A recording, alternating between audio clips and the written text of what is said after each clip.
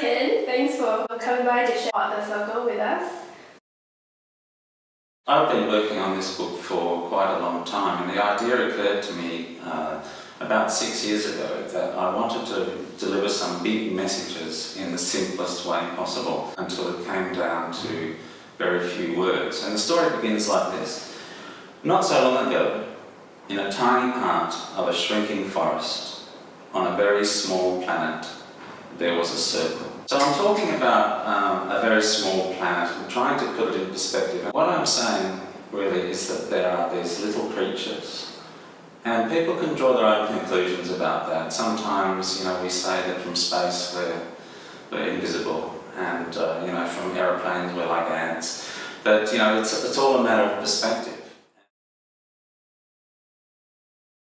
The story goes on to introduce the others. So others arrive at the place where the little creatures have lived in harmony and in happiness for quite some time. And just as they are beginning to, settle into the community, or there's still some unrest among the little creatures about their presence, others arrive.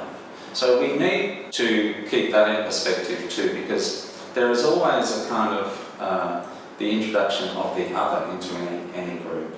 And then sometimes the others are suspicious of others. And on an individual level, everybody, I think, has experienced some sense of being an outsider. The idea of the circle is such that a circle is fully enclosed, simple and yet complex. And it conveys the idea of being inside or outside. And if you're outside, then you're simply not part of it. And the circle is something that we refer to as a metaphor in many ways. For example, this person moves in the right circles, or a circle of friends, a circle of acquaintances, power circles, and so on. And from the child in the classroom who feels a little bit excluded from the most popular group, or the smartest group, or the athletes, the ones who are good at sport and they can hardly catch a ball, those children often feel inside like some kind of outsider to society. And so we've all experienced it in some way. So the idea really was to express big ideas that were applicable in a playground, in modern multicultural societies that are under stress because of refugees and asylum seekers and so forth. And to show a kind of settling down time, and a time, I suppose, where things are quite vexatious, society feels under stress. But the end result of multicultural societies functioning well is so worth pursuing that this is my prayer that it might unfold in that way. Many of these issues that are contemporary news today, but are also historical, because there has always been large movements of people who are displaced for one reason or another, whether it's environmental, whether it's economic pressures, whether it's war or famine.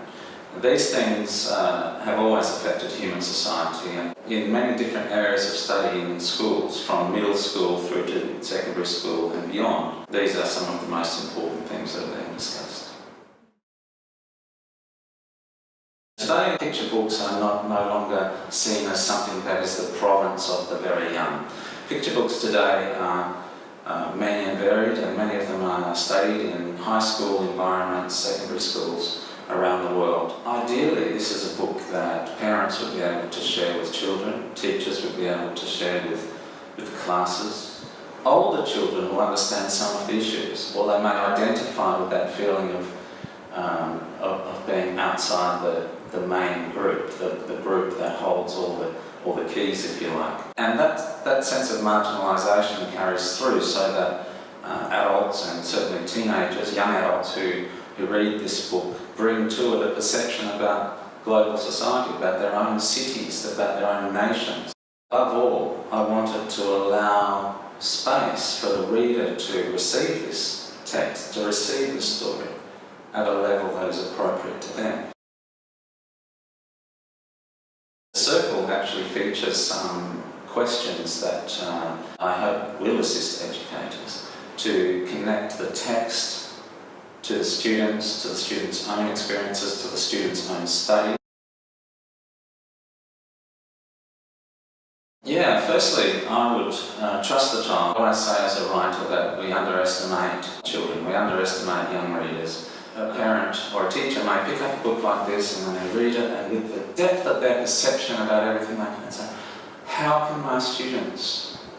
But we need to trust young people, and this is increasingly what is being done by picture book creators around the world. They are trusting young people to come into a text and to ponder, and for the ideas that are within it to be somehow assimilated into that child's understanding of the world as it is.